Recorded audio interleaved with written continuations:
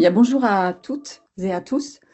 Donc, effectivement, je suis directrice du campus vétérinaire, mais je suis d'abord et avant tout vétérinaire, professeure en cancérologie, qu'on dit comparée parce que on compare nos disciplines, on les travaille en comparaison avec les, les maladies qui existent dans les autres espèces et notamment les maladies humaines également. Donc moi, j'enseigne la cancérologie aux étudiants qui vont devenir de futurs vétérinaires. Donc on va brièvement présenter ce métier de vétérinaire. Alors le vétérinaire, comme vous le savez, c'est ce que vous connaissez le mieux. Il exerce la médecine, la chirurgie pour les animaux. Il peut être généraliste et c'est un métier assez extraordinaire parce qu'il va falloir qu'il sache faire énormément de choses. Il doit faire du diagnostic médical, donc il est à la fois médecin, comme votre médecin généraliste. Il peut réaliser des chirurgies, donc plus ou moins complexes. Et puis, il va endormir l'animal pour cette chirurgie ou pour faire des soins particuliers. Donc, il est aussi anesthésiste. Il va faire des radiographies. Donc, il est aussi radiologue. Voilà, donc un métier de vétérinaire praticien généraliste extrêmement varié et qui demande des compétences multiples et très générales. Euh, Il y a eu un souci. Oui, on ne voit plus ton écran. Oui, je ne sais pas pourquoi, ça s'est déconnecté, effectivement. Donc, j'ai un problème, visiblement. Je ne sais pas pourquoi. C'est très curieux, cette histoire.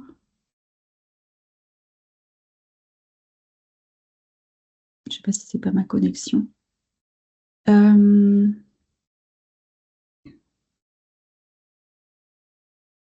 alors, je reprends. Ouais, j'ai un bug sur Teams, visiblement. Excusez-moi, hein. Ça a dû marcher tout le temps, mais pas là, visiblement. Alors, on recommence.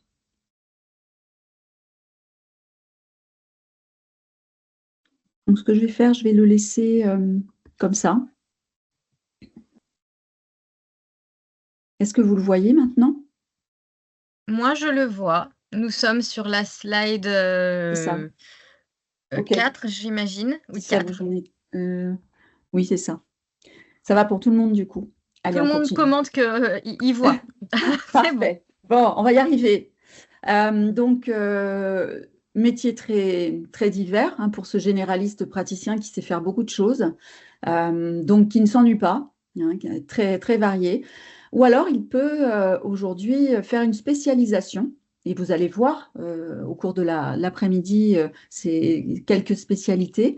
Il peut être dermatologue, s'occuper uniquement des maladies de peau. Il peut être ophtalmologue, il peut être cancérologue comme moi. Voilà, donc il y a beaucoup de spécialités comme celles que vous connaissez en médecine humaine.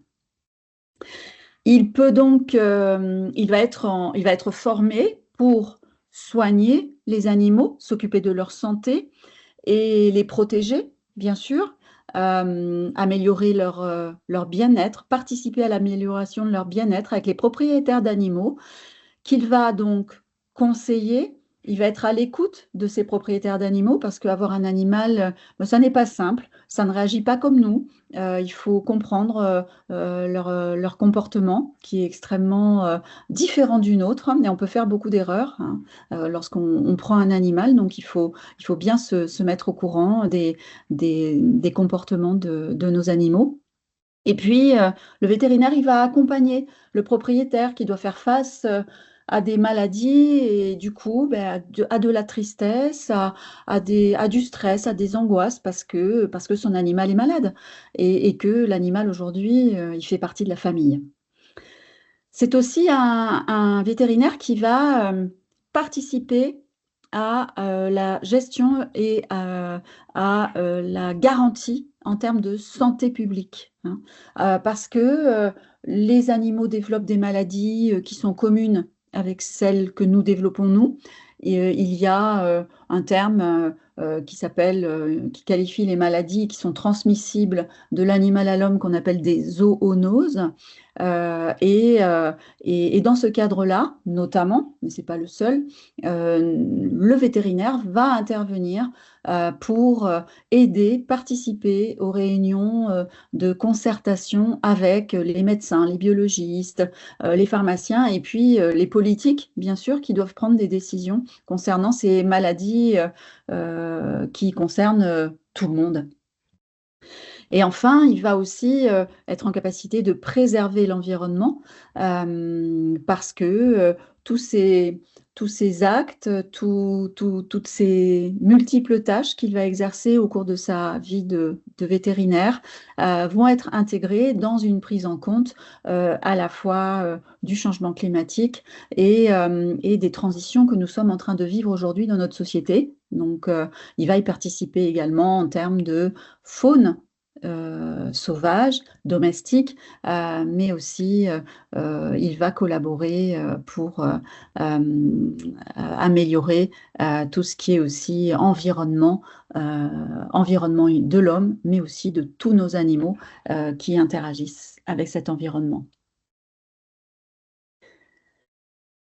Le vétérinaire, il va pouvoir exercer selon un mode libéral. Il va créer sa clinique ou alors il va s'associer avec d'autres vétérinaires pour avoir une clinique donc où il va recevoir les animaux et pouvoir exercer son métier de santé vétérinaire.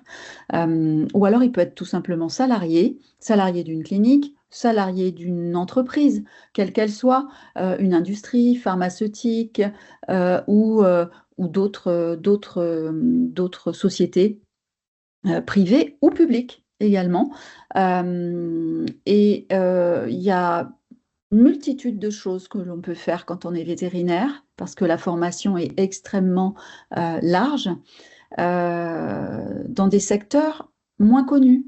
On peut être comme le médecin des armées, vétérinaire dans l'armée, puisqu'il y a des animaux dans l'armée, des chiens de l'armée que l'on peut aussi, qui nécessitent des soins.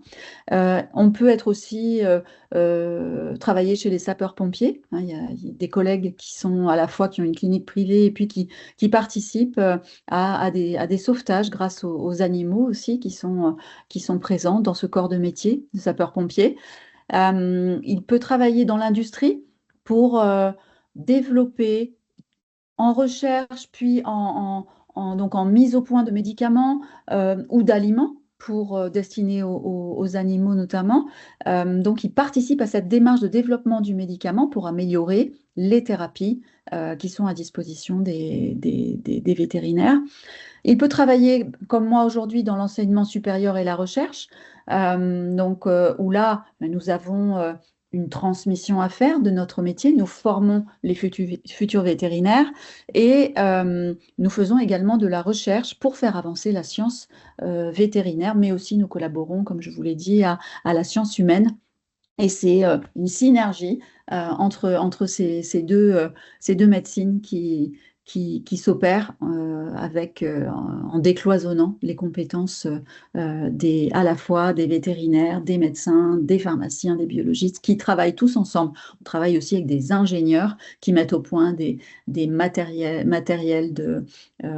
médicaux. Voilà, tout ceci permet de contribuer à l'évolution et au progrès scientifique que nous faisons en médecine vétérinaire, mais aussi en médecine humaine. Et puis, on peut aussi être inspecteur des services vétérinaires. Pour ça, il faut faire l'école nationale supérieure de l'inspection vétérinaire, le NSV. Là, on va s'occuper, par exemple, du contrôle sanitaire des aliments. Donc, c'est les vétérinaires inspecteurs qui vont contrôler, par exemple, les cuisines des restaurants. Ou alors, on peut gérer des épidémies hein, qui surviennent à la fois chez l'animal, mais aussi chez l'homme. Rappelez-vous cette fameuse épidémie Covid-19.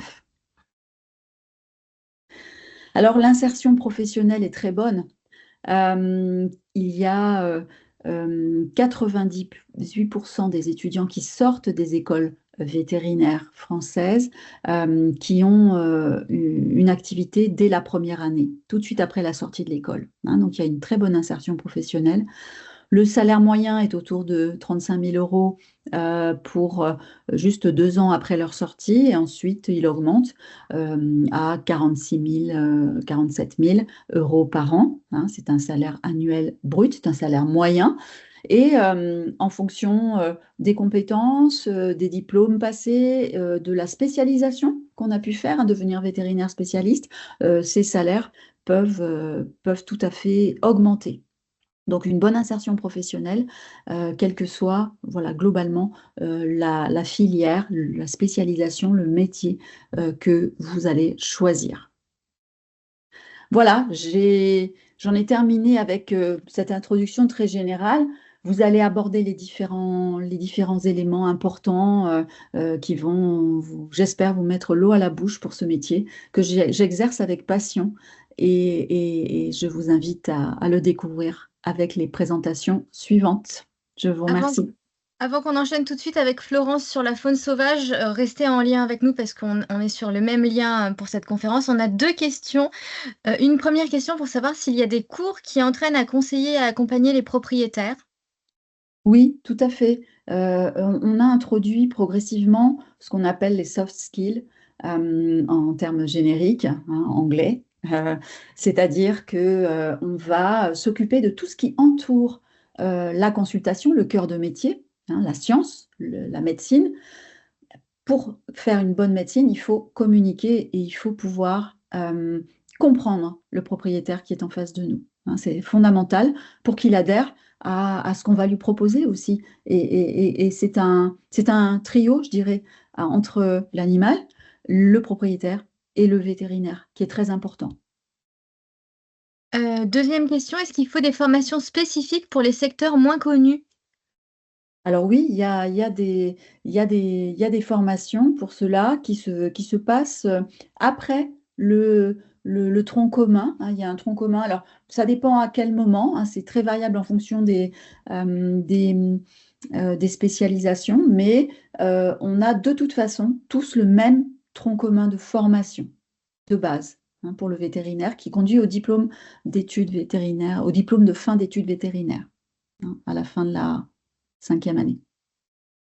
Une 3e question et après il y en aura une dernière. Est-ce Oui. que pour être vétérinaire dans l'armée, il faut obligatoirement un service militaire? Est-ce qu'il faut être militaire ou avoir fait un service militaire? Alors, c'est une formation qui peut se faire pendant les études, effectivement. Et pour ça, il faut se mettre en relation avec le service des armées parce qu'il y a, il y a diverses modalités, effectivement. Et une dernière question qui est plus ta spécialité. Est-ce que la spécialité de cancérologie ne se fait qu'avec AgroSup? Alors, aujourd'hui, dans toutes les écoles, on a une formation de base en cancérologie, mais c'est vrai qu'avec AgroSup, c'est le seul endroit pour l'instant en France où il y a un service avec une formation des spécialistes vétérinaires en cancérologie, hein. Ça existe qu'à Lyon pour le moment. J'espère qu'à Maison Alfort, le diplômé, puisqu'on doit être diplômé, enfin, voilà, il y a un agrément à avoir du collège européen, puisque c'est une formation au niveau européen. Eh bien, j'espère qu'à Maison Alfort, ça ne va pas tarder. Et dans les autres écoles, progressivement aussi, ça va s'installer. Moi, je l'ai ouvert en 2011 à l'école vétérinaire de Lyon. Et pour l'instant, on forme des spécialistes un peu au compte-gouttes. Donc, il faut que ça se développe dans les autres écoles. On espère bientôt. Merci Frédéric, on va enchaîner tout de suite avec la présentation, de Florence Herral sur la spécialisation en faune sauvage. Donc, Florence, vous pouvez prendre la main sur la présentation Merci Oui, à tous et et bon je après-midi. recoupe mon micro. Merci Frédéric. alors bonjour à tous et je vais essayer de... Alors, normalement, vous voyez mon écran et pas ma présentation encore, mais ça ne saurait tarder. Alors, est-ce que c'est bon pour tout le monde? Ça fonctionne. Ça fonctionne. J'essaye de vous voir en même temps, ce qui serait pas mal.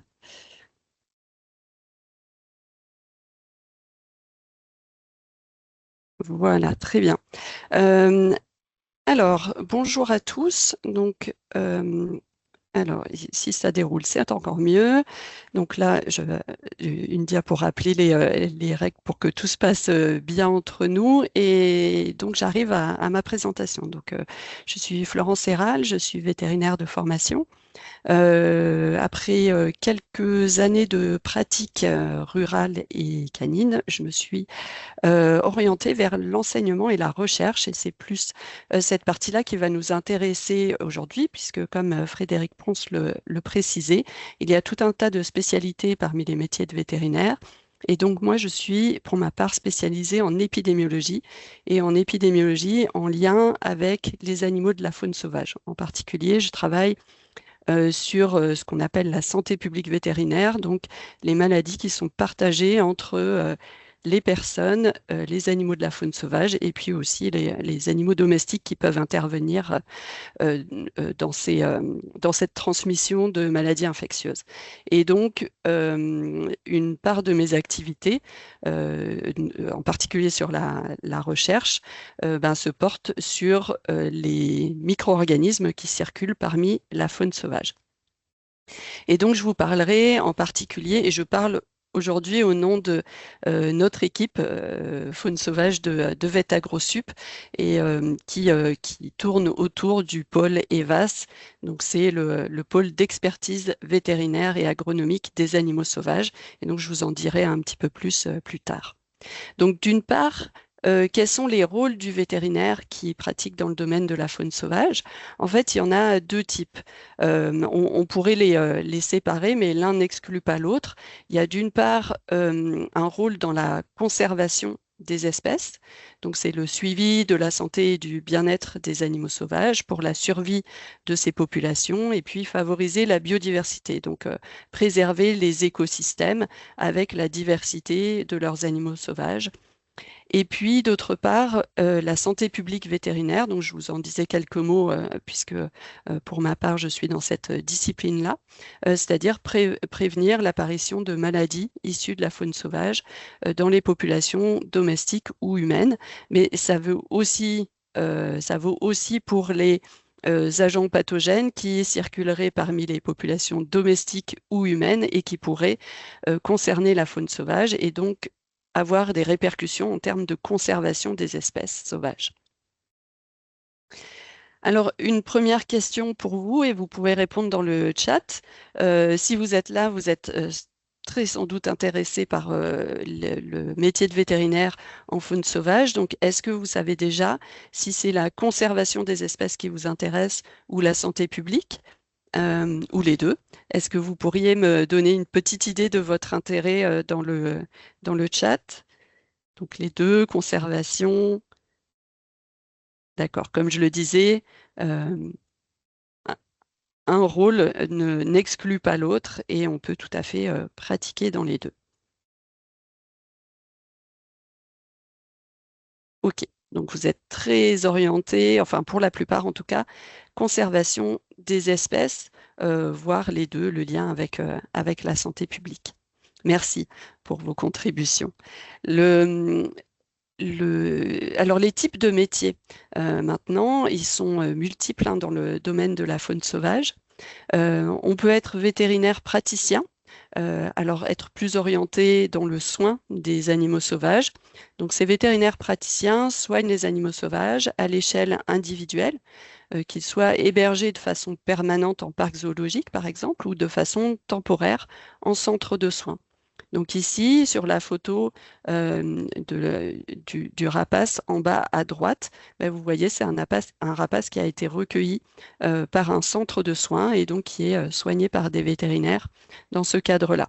Au milieu, ici, vous avez un ours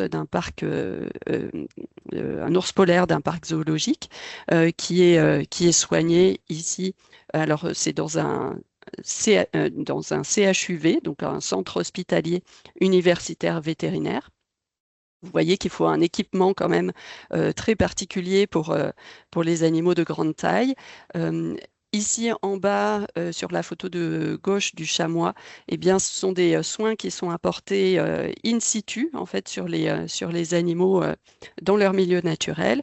Et puis, tout en haut, vous avez une baleine, alors qui est échouée et qui est décédée, mais qui est étudiée par des spécialistes, alors en particulier en pathologie de la faune sauvage et des mammifères marins, qui vont essayer de comprendre pourquoi cette baleine est morte et donc vont faire un certain nombre de prélèvements et d'analyses.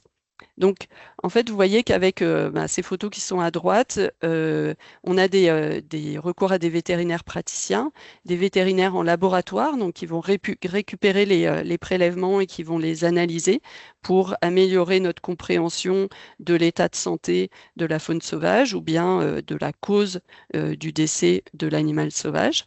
Il y a des vétérinaires chercheurs qui sont souvent en appui des vétérinaires praticiens ou des vétérinaires de laboratoire.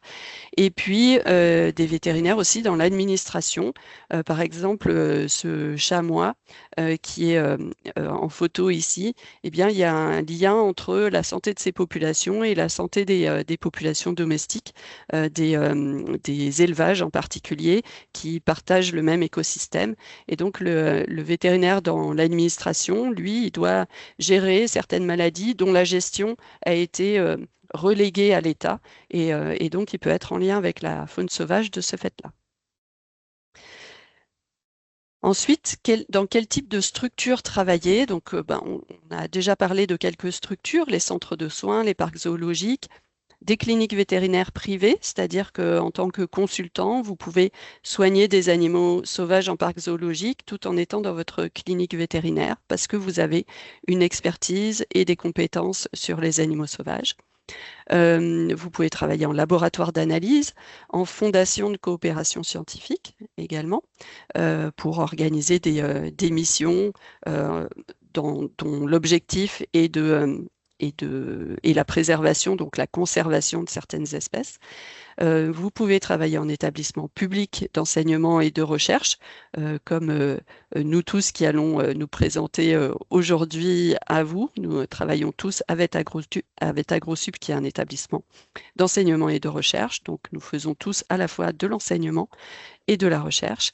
Dans les établissements publics à caractère administratif, donc j'en parlais tout à l'heure pour les vétérinaires de l'administration qui travaillent dans la faune sauvage, les centres de recherche publics ou privés, et puis les organisations non gouvernementales, les associations qui peuvent avoir recours à des vétérinaires aussi. Comment se former pour travailler avec les animaux sauvages pendant le cursus vétérinaire?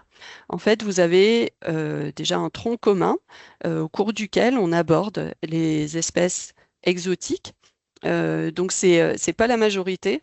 Le cursus aborde principalement les animaux domestiques, mais dans chaque discipline, on va aborder des éléments qui ont trait à la faune sauvage, et puis en particulier aux nouveaux animaux de compagnie qui sont issus de la faune sauvage. Mais ça, vous aurez, je pense, une présentation dédiée à ça. Donc ici, on parle essentiellement de la faune sauvage libre ou captive, mais pas dans le cadre domestique. Et donc, vous avez aussi, avec AgroSup en particulier, des cours supplémentaires optionnels qui sont proposés. On appelle ça des enseignements personnalisés. Donc, vous avez du temps dédié dans votre emploi du temps pour choisir ces enseignements. Et si vous êtes intéressé par la faune sauvage, avec AgroSup, vous pourrez en sélectionner un certain nombre qui sont orientés uniquement faune sauvage. Donc, EcoHealth, qui est présenté sur cette slide, fait partie de ces enseignements personnalisés. Vous avez aussi des stages qui peuvent être orientés sur la faune sauvage, des jobs d'été qui peuvent se tenir dans les parcs zoologiques ou dans les centres de soins. Et puis ici, comme exemple d'enseignement personnalisé, je vous présente ceux que je pilote en particulier. Donc ici, ce sont des enseignements où les étudiants, vous voyez, ce sont tous des étudiants vétérinaires que j'ai recrutés pour cet enseignement. Et donc, ils apprennent à suivre les populations de petits mammifères.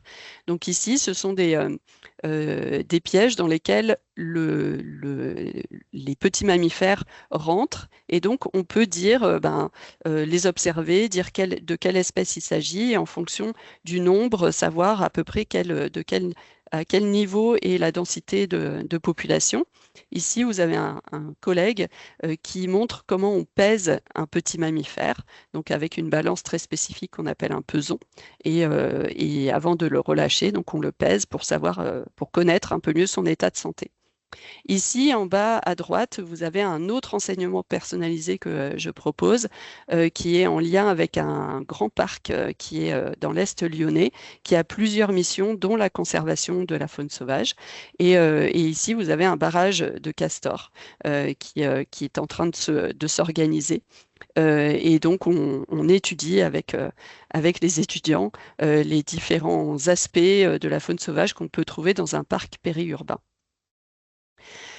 Comme autre formation complémentaire après l'obtention du diplôme de docteur vétérinaire, c'est des masters qui s'orientent vers la faune sauvage, mais en particulier vers des disciplines. Et on va y revenir. En fait, quand vous voulez travailler en faune sauvage, il va falloir vous orienter vers une discipline. Vous ne pouvez pas tout connaître sur une espèce. En fait, les connaissances qui sont demandées sont tellement pointues que vous allez connaître très bien l'espèce, mais vous allez vous spécialiser ou dans l'alimentation ou dans la dynamique de sa population ou dans les maladies infectieuses qui atteignent cette population-là. Et donc, vous allez devoir faire des choix sur la discipline dans laquelle vous allez vouloir vous spécialiser en faune sauvage. Donc, il y a différents moyens de le faire, les masters, les doctorats, alors qui sont des 3 années de formation après le master.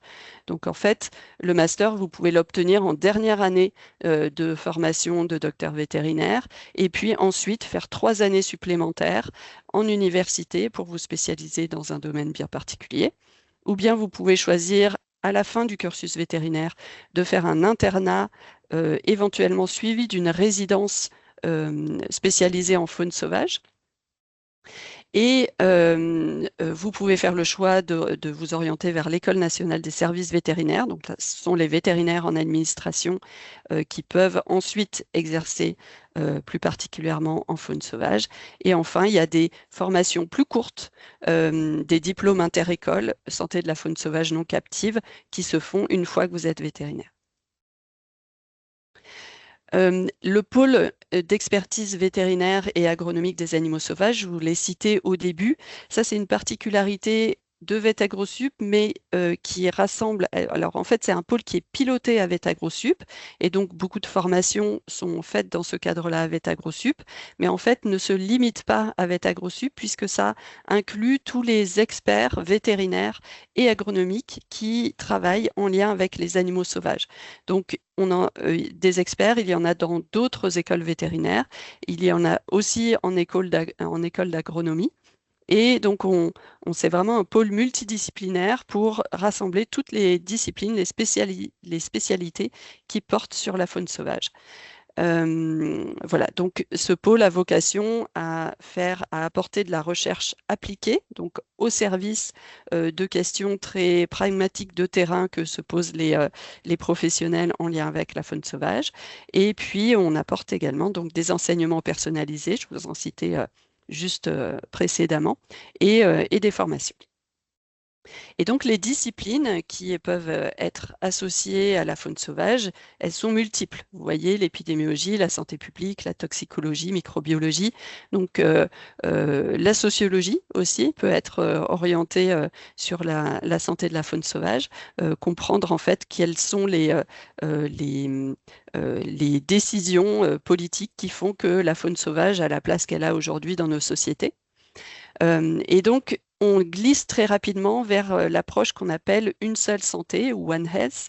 C'est en fait une approche globale des problèmes de santé, donc qui permettent de comprendre voilà, pourquoi aujourd'hui la faune sauvage a la place qu'elle a dans nos sociétés, ou bien finalement comment travailler avec la santé humaine, la santé animale et la santé des écosystèmes pour qu'on puisse arriver au meilleur équilibre entre la santé des animaux sauvages, des animaux domestiques et la santé humaine, tout en préservant l'écosystème.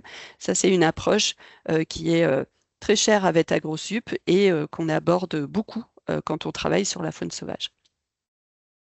Et donc maintenant, une autre question pour vous. Quelle est l'espèce sauvage sur laquelle vous souhaiteriez travailler avant tout? Est-ce qu'il y en a une que vous privilégiez avant tout ou est-ce que c'est plusieurs et plutôt une discipline qui vous intéresse? Donc les félins, les primates.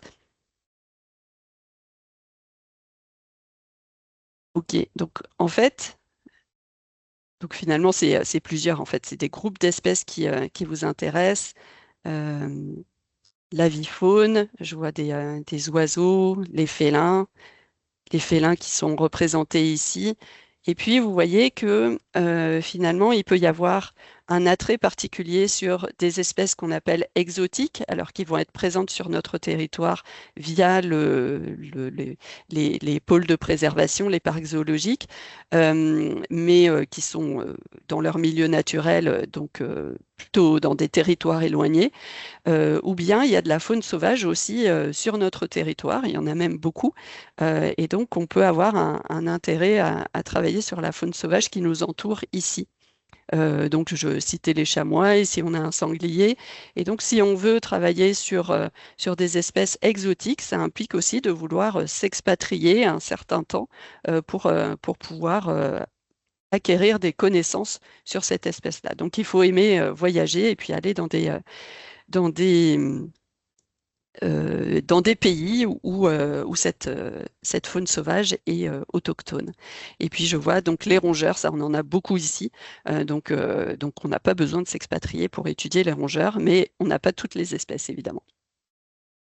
Donc pour résumer, en fait, ici, quelques conseils pour travailler dans les domaines de la faune sauvage en tant que vétérinaire, c'est de travailler en clinique avec des animaux. Pour travailler en clinique avec des animaux sauvages, il faut déjà très, très, très bien connaître la médecine des animaux domestiques. En fait, on extrapole ce qu'on connaît en médecine des animaux domestiques vers la faune sauvage et on sait qu'on ne peut pas l'extrapoler directement. Donc, il faut avoir un grand nombre de connaissances complémentaires pour se dire, ça, on sait que ça marche dans la faune domestique. Est-ce que ça va marcher sur notre faune sauvage? C'est pas parce qu'on connaît très bien le chat qu'on va pouvoir soigner tous les félidés sauvages. En fait, ça nécessite des adaptations. Mais au départ, on part de ce qu'on connaît sur les chats parce que c'est ce qu'on connaît le mieux. Après, s'informer sur l'écologie et la biologie des espèces qui vous intéressent, prendre contact avec des personnes qui exercent l'activité qui vous intéresse et surtout rester ouvert parce que vous avez tout un tas d'opportunités qui vont s'offrir à vous. En fait, vous êtes probablement très orienté sur votre intérêt aujourd'hui et puis en explorant un peu différentes pistes, vous allez voir qu'il y a beaucoup d'autres choses qui vont susciter votre intérêt et en fait finalement et je fais part de mon expérience ici. En fait, quand on approfondit un sujet, ça devient toujours très passionnant. Donc, quel que soit le sujet que vous prendrez en lien avec la faune sauvage, eh bien, vous allez voir que ça va vous passionner parce qu'on atteint des niveaux de connaissances qui sont très pointus et du coup, on ne connaît pas tout et c'est pour ça que c'est passionnant. Voilà, j'en terminerai là et j'espère que j'ai un peu de temps pour répondre à vos questions. Est-ce que, Il y a des questions, Amandine, alors oui. il y avait des questions pour se spécialiser en faune sauvage, est-ce qu'il faut rentrer dans n'importe quelle école nationale vétérinaire ou est-ce qu'il faut choisir celle de Lyon ou celle de Toulouse qui est réputée pour avoir un cursus faune sauvage? Alors, en fait, toutes les écoles vétérinaires vont mener à une spécialisation en faune sauvage. Euh, avec AgroSup, donc on a le pôle d'expertise vétérinaire et agronomique des animaux sauvages. Donc ça, c'est bien particulier, bien spécifique avec AgroSup. Et donc, nous, on a choisi d'appuyer la formation sur la faune sauvage libre donc in situ. Donc les écosystèmes, les soins au niveau des populations en tant que telles et pas les soins individuels. Dans les autres écoles vétérinaires, vous avez des centres de soins, donc en particulier à Toulouse, qui a été cité là, mais pas uniquement, hein, à Nantes et Alfort aussi, ils ont des centres de soins.